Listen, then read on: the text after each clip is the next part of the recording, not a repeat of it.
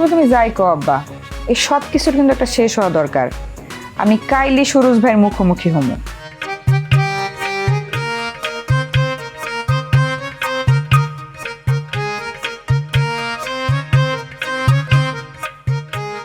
পাগলার কি অবস্থা একবার দেখছো?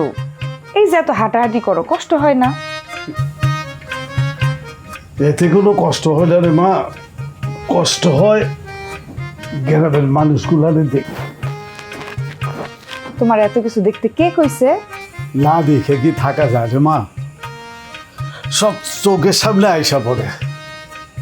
কি যে শুরু হইল, ওই যে 3 ফ্যামিলি জমি জমা নিয়ে ঝগড়া বিবাদ তো লাগেই রয়েছে।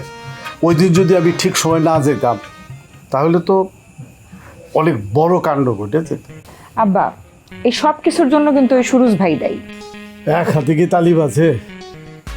সুরজ না হয় গ্রামে অনেক দিন পরে আসছে, তাও বউ ঠিক বুঝতেছে না যে তাছাড়া গ্রামে সবাই কি অন্ধ?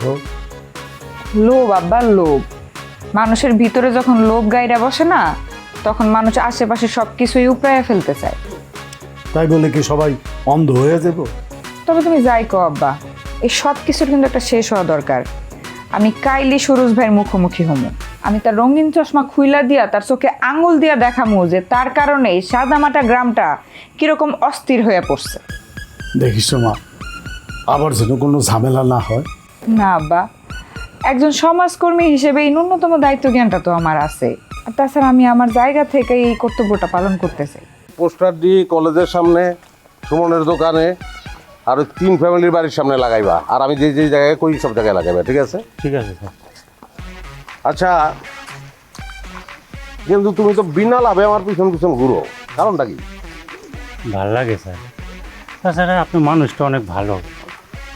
আপনার লাগে তো আমি দিনের আলোটা দেখতেছি, আপনি আমার চোখ দুটো বাঁচাইছেন। তুমি কৃতজ্ঞ টাইপের মানুষ, ভালো। তাহলে কিন্তু এই যে আমার ব্রিফ কেসের ভিতরে মাটির ব্যাপারটা, এটা তো পুরাটাই তুমি জানো, দেখছো, বুঝছো, তো তোমার মনে কোনো প্রশ্ন জাগে নাই? যাচ্ছিল স্যার। তারপর ভাবলাম আপনার মানুষটা অনেক জ্ঞানী, নিশ্চয়ই এর পিছনে অন্য কোনো উদ্দেশ্য আছে। রাইট,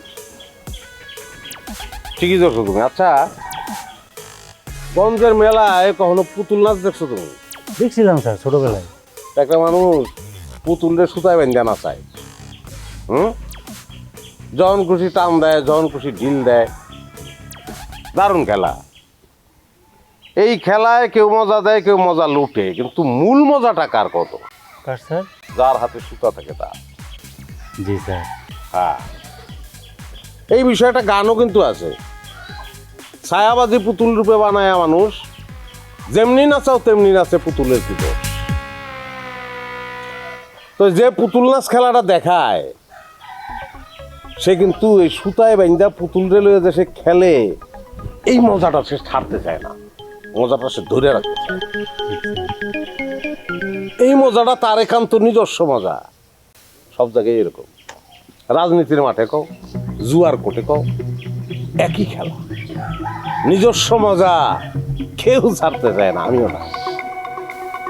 এই যে মেয়েগুলো আমার পিছনে ঘুরে, এই খেলা আমি একটা মজা পাইতেছি।